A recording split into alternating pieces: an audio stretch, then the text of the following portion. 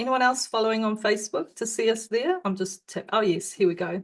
Hey everyone, welcome. Hello Lynnaire. Thank you so much for joining us today. I'm really excited because LinkedIn is a little scary field for me. So I'm hoping my audience will benefit from this conversation. And we've invited the expert. Wow. I mean, that's going to be really exciting. I'll just quickly just introduce you and then you can jump in because we all want to know a little bit about you before we start, inquiring and making sure that we've got all these questions sitting there. Okay, so you, oh my God, you're a journalist, you're a broadcaster, that's your background. You've been a reporter, a feature writer, a magazine editor, a copywriter for the majority of your career. You've written books. Your clients include automotive, beauty, local authorities, and not-for-profit. And you founded your own copywriting business, The Word Wizard, in 2000 and began working with LinkedIn in 2017. And this has been your sole focus since 2021. So that is so impressive. Welcome. Thank you, Ines, and it's a pleasure to be here today with you all. So we're really excited to have you here because for me, LinkedIn has always been a bit of ooh, what do you do there? So I'm interested to hear why you love LinkedIn so much and what can we learn from you about why we should spend a bit more time there. Sure. Well, I think the reason I love LinkedIn so much is not what other people might actually expect, or certainly what people think about LinkedIn anyway. And the reason I love it is because of opportunities like this, opportunities to meet people who are like-minded in business in different parts of the country, as in our case, or in different parts of the world, which often happens. And we have an opportunity to learn from them, to get to know them, to be able to learn from their mistakes, teach them potentially, build relationships that might lead to business or to new job opportunities. And it's this networking side of LinkedIn that most people don't really understand as being its true superpower. Mainly, they see it as somewhere to put their CV online, which it is much more than that. But they don't really understand what's going on in behind the scenes and how there is this kind of magic ripple out effect when you know somebody who knows somebody who knows somebody who introduces you because they know that somebody needs something that you can offer. And I think it's that side of it about LinkedIn, that keeps me so intrigued. It's the people, Enos. That is definitely what keeps me so in love with it. I get bored really easily and I move on to new things a lot. But I've been involved with LinkedIn, as you say, since 2017, and I'm still in love with it. And I'm here today to talk about it for as long as you'll have me. One thing that really impressed me when I first connected with you on LinkedIn was the beautiful back end stuff you messaged me. I was like, wow, this is amazing because most of the time, let's face it, we'll connect to someone and they'll accept and that's it. We'll never hear from them again. But you went that extra step and you sent me a little intro video and I learned a little bit about you. But that was at my beginning of LinkedIn, and I was a little bit scared, like, "Ooh, this is a lot for me." So tell me a little bit about that. Why did you go down that path? Like, what inspired you to go, actually, I'll send them a little video so they can learn a little bit more about me. Do you still do that type of I introduction? do, not to everybody. And I do it really with people who have reached out to me because the video itself assumes that they're interested in what I do. And I'm very careful about my direct messaging. I think it's so important and we have to get it right. So if I've reached out to you to connect and you've agreed, and then I send you a video that says, hey, here I am, this is what I do and how I help you, that could be construed as a sales pitch, right? Now, none of us want to begin a relationship with a potential client, a potential employer, by seeming to sell. We want to build a relationship with them first of all. So I use that technique advisedly. Or the other option is to send a different video. So I have a fledgling YouTube channel where I put a lot of short videos about LinkedIn, and they're always helpful. So there's no selling involved in those. It's all just, did you know about this on LinkedIn? And I might send people a link to that so that they know that I am the kind of person who sends material or content or links that are of value, because it's really important when you're starting out with somebody and meeting them for the first time that you create a good impression. You know, we don't go to business networking meetings and say, "Hi, I'm Lynnaire. Would you please buy my book?" Well, We some ask do. questions. Some people We do. hopefully. So we ask questions and we talk to people about what we do and what they do, and we begin to build a relationship. And it's the same on LinkedIn. And I think that that's a lot of what people tend to forget, is that it does need to be the same online as it is offline. The process is the same, but you have to go to extra lengths online on LinkedIn because there's that element of distrust because you can't see someone. You know, you and I are here, we can both see each other and hear the enthusiasm and see the smiles. But if you're just talking to somebody in a direct message, you don't have that. So the video is a really good way to be able to break the ice. But for a lot of people, you're right, like you just said, it can be a bit of a step too far. And when I first began on LinkedIn, you couldn't do video, but now LinkedIn is all about video. It's all about visuals, but specifically about video. And as more younger people come onto the platform who've grown up in the social media age and they're more comfortable with doing video, then there's going to be more and more of that. Now, I, as you can tell, am not quite of that generation. I certainly didn't grow up with social media. And so this has been a bit of a learning curve for me. So my message to people who are of the same vintage as me is that yes, it's possible. If I can do it, so can you. And the main hurdle to video is in our minds. And we just need to get over that. Nobody wants to hear what I have to say. Nobody will like what I do. Oh, And just do it. Our message, Enos, is important. What we have to share, other people need to hear. And video is by far the best way to do that for all of those kind of body language reasons that we know and understand. so I love that you've joined the Girls Talk business in the back end. You're now a member. What is the biggest difference that you can see from the two platforms? I mean, I have a few theories, but what is the one big difference from, say, Facebook groups as opposed to spending time on LinkedIn? We understand it's professional, but Sure. as far as conversations go, what is the biggest difference that you can see that you can perhaps encourage people in the group to Mhm. go and take a look at LinkedIn in a different way? Well, this may not be the answer that you were expecting either, but groups on LinkedIn don't do very well. Right. Groups on Facebook, like yours, and it's a great example, go gangbusters. They really do succeed. Now, I can't quite account for that, particularly when a group like yours is business focused, because you would think, wouldn't you, that automatically that sort of thing would go really well on LinkedIn, but it doesn't really. And it's quite hard work to get people to visit a group because it's not, groups don't show up in a feed. So when you're on Facebook, you'll get, oh, I can see messages from your group popping up in my feed, but you don't get that on LinkedIn. So you actively have to go and find the group. So there's that barrier, I think, that causes that particular issue. So, but groups is something that LinkedIn have kind of ignored really because it's quite hard for them to monetize that. And so they really have just put them aside and gone, well, okay, we'll just let them do their thing. Now, that's not to say that all groups don't work because that's not true either. But the owners of those groups have to work very hard to make them happen. Whereas on Facebook, I think there's a lot more of a community feel around the actual group itself and how it works. Now, I am no expert on Facebook at all. I've confined myself to LinkedIn because there's more than enough for me to learn about that. And so my suggestion is not that you shouldn't be doing a group on LinkedIn, but that to look at the opportunities and to see really where the success would be. Because there are a lot of other opportunities on LinkedIn that aren't around groups that might work better for someone if they were really wanting to build a community. I really love that because there's a place for both then. Is that what I'm hearing you say?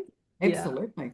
No cool. question at all. And So a each has couple, their own place. And, and also depends what your group, where your group is. Well, your group members, right? If they're mainly on Facebook, then that's the best place to set up a group for them. If they're mainly on LinkedIn, then definitely try that too. But the general consensus from people all around the world is that groups are on LinkedIn are not really a great thing.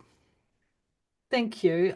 So we had a couple of questions here that we were going to talk to the audience about, and one of them was how to create a compelling profile. Ooh, I I'm know I glad we've can got this talk. scheduled for 4 hours, Enos, because we'll be here I all know we day. can't squeeze all of it in like the Okay. 20 All minutes, right. 15, but give us like the juicy bits. Just All give right, us I'll the, give you the top 5 things. How would that be? That's enough to get started. yes, Because five's let's good. face it, LinkedIn is very complicated. It's a big Yes. beast, it's a big platform.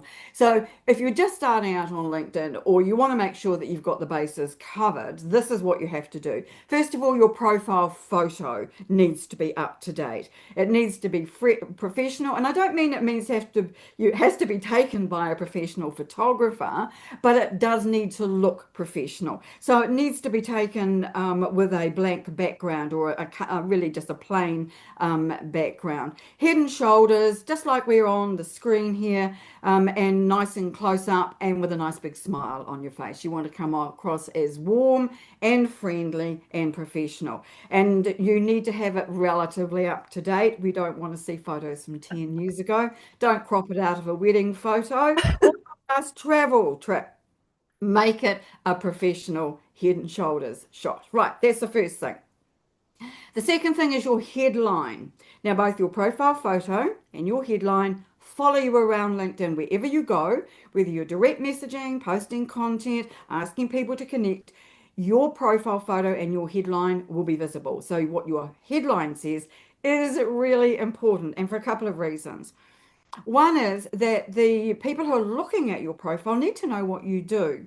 So a job title is no longer sufficient. Your headline needs to say who you are and what you do, who you help, and preferably how. So that could be group, individual, training, whatever it might happen to be.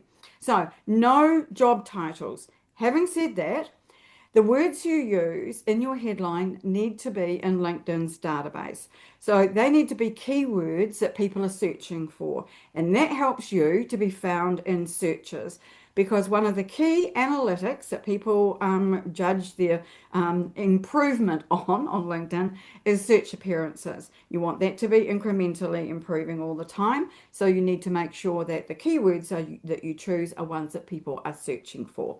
So that's two, the profile and photo and the headline. Number three is your banner at the top, sometimes called a display image, but that is a long, thin piece of visual content.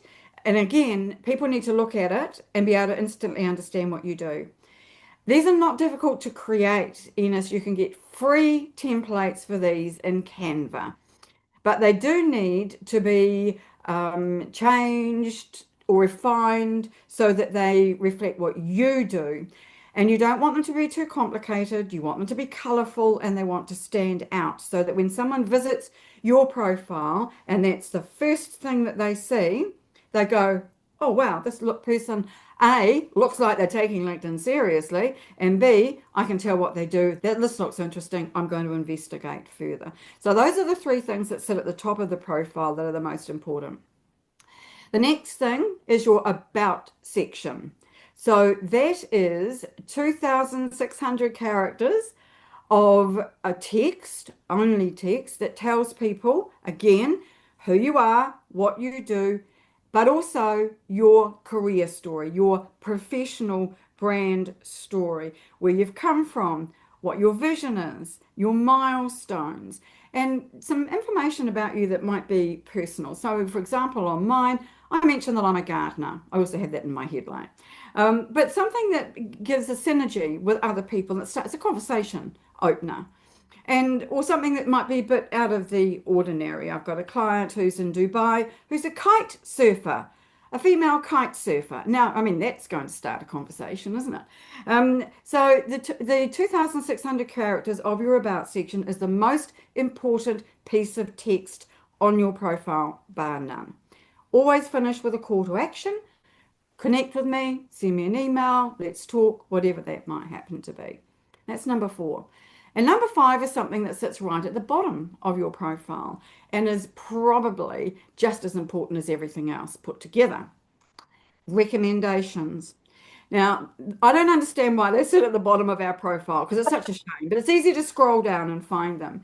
If you are wanting to find out whether somebody is a good person to work with, is competent at what they do, and is worthy of your consideration to be doing some work with or employing, then the recommendations are where you are going to go. It's strong social proof.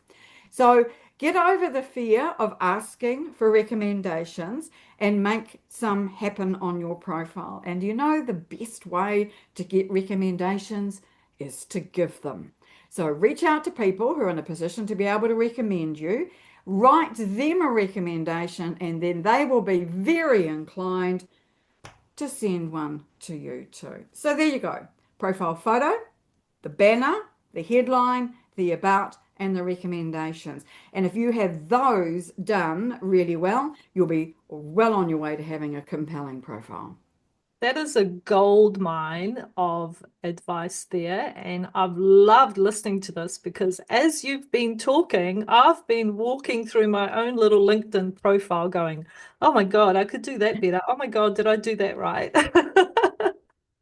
So it's certainly going to get me busy this afternoon, I can tell you. I'm pleased to hear that too. But Ines, I think another thing to remember about our profiles is that they are always a work in progress, a bit Yes, like we are. And we yes. can always be doing more, adding something new, making a change, adding a video, putting in a project potentially, and doing things that are going to help people understand better what it is that we do. And I'm an example that seems a bit off the wall potentially is to put in that you are a guest or a host on live events. People want to know about that stuff, and it's a great way to promote what you're doing and your Oh, Facebook group. Sorry. you have got so many great nuggets there. I love it. Thank you so much for sharing that information. And I'm sure our audience are going to go and have a look at their own LinkedIn profile. So the call to action, this one always strikes me as a bit of a tricky one. It is. How far do you go with a call to action? It depends a bit what you're on LinkedIn to do. If you are here to get a new job, you might ask recruiters to get in touch or say that you are open to talking with recruiters. If you're here for business, to grow your business, you might want people to visit your website or to visit your LinkedIn company page or to read your blog or take some other kind of action. You might even decide that you want to invite people to download something that would be a useful piece of content so that you could share a link to gated or ungated content. It could be a replay of an event, it could be a checklist, or it could be a post or an article that you think people might find useful. I think that most of us do get hung up on that term call to action because we just see that as being something like either asking people to connect with us or follow, email us, or have a conversation or send people to our website. And like with anything else on LinkedIn, my message is always about being different, standing out, sharing something that is of value and is of use.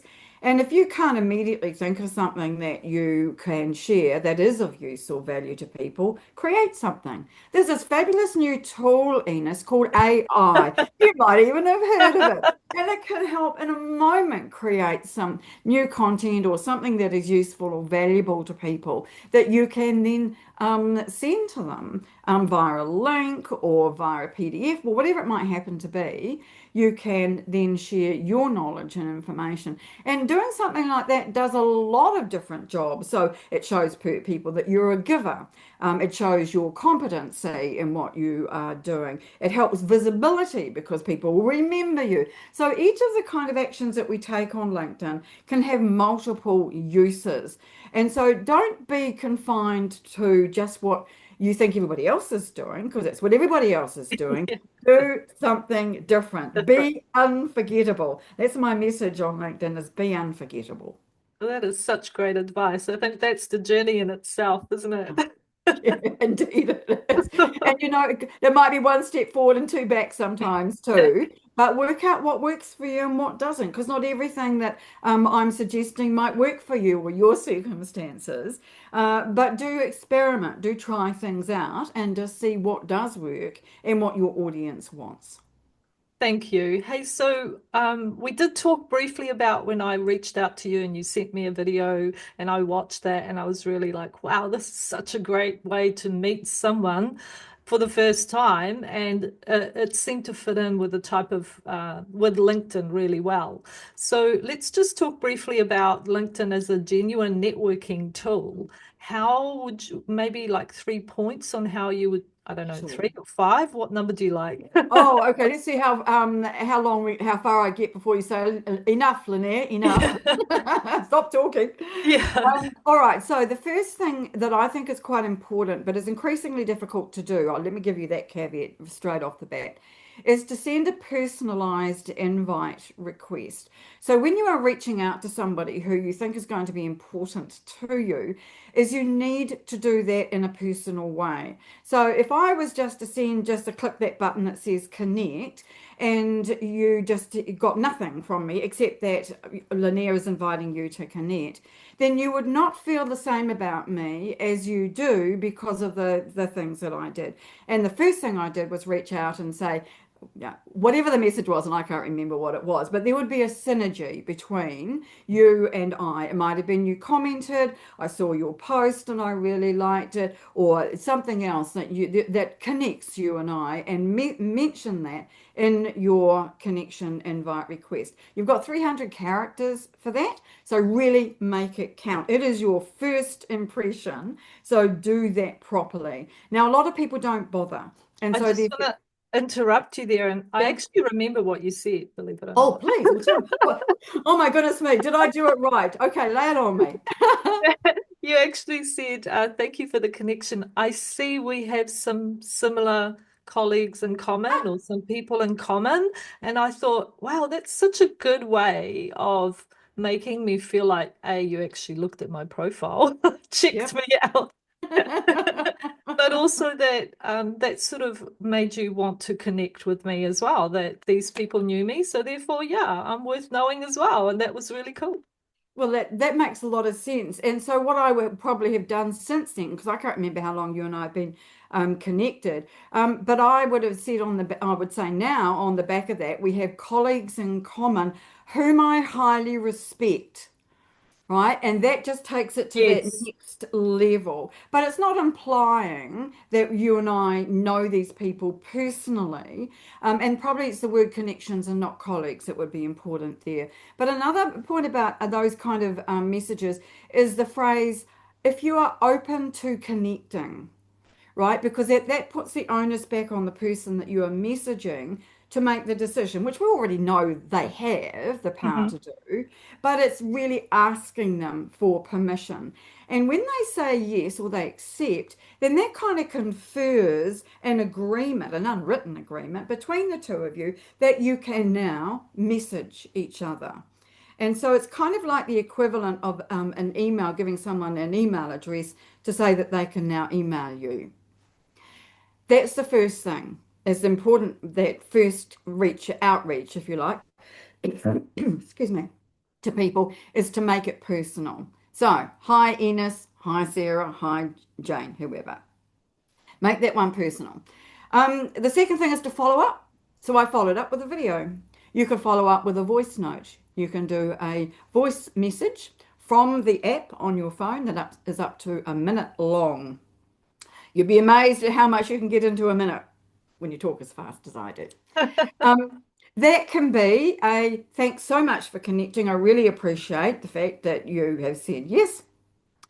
And I'd love to get to know you more, learn a bit more about your work, or make some other comment that kind of cements it but doesn't try to sell. You don't want to be, thanks for connecting. Here's my product or service. Do you want to buy it? That is not genuine networking on LinkedIn. Now, we're quite lucky here in New Zealand, and I know that a lot of your listeners are actually elsewhere. But in New Zealand, we tend not to be very salesy or sales oriented when we do that. So people from New Zealand are less likely to spam you. That doesn't mean to say it doesn't happen, but it is not a good way to start a relationship. So do that in a nice, genuine way. So that's the outreach and the follow-up message. The next thing is you need to keep in touch with people over a period of time because you've talked earlier about people ghosting you, basically. They connect and you never hear from them again. You are just a notch on their LinkedIn belt. Well, that's not how I want people to feel when I'm reaching out to them. I want them to feel like I'm their friend on LinkedIn, that I'm the person that they can trust to give them good information, that they're welcome to reach out to me and ask questions. And so it's a matter of following up with useful information. I often do it with a YouTube video or with an invite to my next live event. Something that is definitely not salesy, but shows them the kind of person that you are. Because giving and sharing on LinkedIn is a really good way to stand out. It's good that if you're the kind of giving, sharing person, then in your own personal life, you will not find this difficult on LinkedIn. And it really does reward people who do that. And they might share information via their content, their posts, and the messaging that we're talking about here too. But you can meet all kinds of fabulous people on LinkedIn. All over the world and have fantastic conversations because people are often willing to get on a Zoom call with you. I had a call with somebody from Costa Rica yesterday. Now, I couldn't find Costa Rica on a map if you showed me, right? But here I am talking to this lady in Costa Rica and having this really interesting conversation about the work that she does. And, that's sort of like traveling without the actual travel. And because we're here in New Zealand, bottom of the world, hard to get to anywhere, we can do this outreach to people anywhere in the world. And people like Kiwis. They think we really care, caring, kindly people, a bit like Canadians. And so we've got that advantage as well. Plus, they like our accent. Enos too. I don't know why, but they do. And so there's people will respond well to Kiwis. Now, when I first started on LinkedIn, I made being a Kiwi a key part of my branding. I don't do that anymore, but I did because people seem to really respond well to it. So it's about being an individual, standing out in the right way, and coming across as someone that you would want to have a coffee with, or a beer with, or a glass of wine with, in my case. Such great reminders. I love that you've taken us through every stage. Now we're moving along. It's 11:30 and we Yes. did say we can talk a lot. And I want to leave some surprises for people so when they meet you, you can share more juicy bits. But I just want to ask you about the books behind you on the Yes. shelf. What are they about? Right. Well, this will surprise you hugely. Enos and I are both about LinkedIn. The top one is Linkability, 4 powerful strategies to maximize your LinkedIn success, which is a bit of a mouthful. So that's my book, and that was the one that really kind of launched me on LinkedIn when I suddenly found myself on a list of top LinkedIn experts for Australia and New Zealand. I thought I better write a book. So I did during COVID, and that's that. And the second one is a co-authored book about LinkedIn company pages. It's the only book about LinkedIn company pages, and I co-authored that with a colleague in Sydney who I've never met. And that is on, we're just starting our third edition of that one very soon. So both Wow, books that's about LinkedIn. amazing. That's amazing that you've made such an amazing, abundant career out of LinkedIn, and yet your background was all about journalism and Still copywriting. about writing, about professional writing. Yeah. And that's where the connection for me came. When I realized that LinkedIn had the short form content facility or publishing platform, I went, that's it, that's me, I'll start there. So how can people get in touch with you? Well, And very are weirdly, they you can find me on LinkedIn. what I was going to say was, are you inviting people to link up with you so you can connect with Absolutely. them? If anybody wants to connect with me and have been on today's call or watch the replay, I'm very happy for them to mention that in their message to me, and reach out. I'm always interested in hearing from people who are interested in LinkedIn. So this is awesome. I've learned so much, and this is why I love doing what I do, because Oh, yeah. you get to talk to people that are experts in their fields, and they really understand what they're talking about and make it more easier Mm, to achieve some of these fears we might have around yeah. certain things, especially LinkedIn. For me, I've always thought LinkedIn was for professional people, not solopreneurs or people that are building businesses. I would argue that solopreneurs and people building businesses are business professionals. Yeah. Definitely.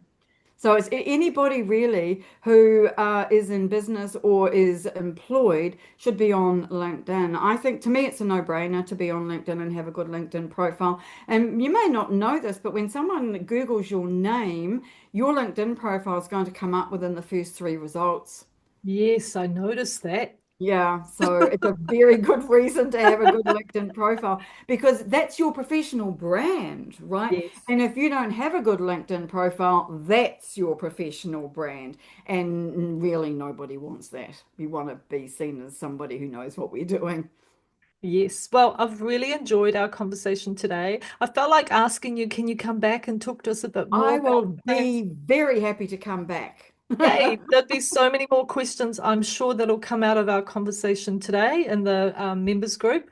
So I really want to say I appreciate the time today, and I'd like to now sign off and let's go into the members group and talk to them with their Q&As. Thank you so much. Give me a sec and I'll sign off at the Facebook end.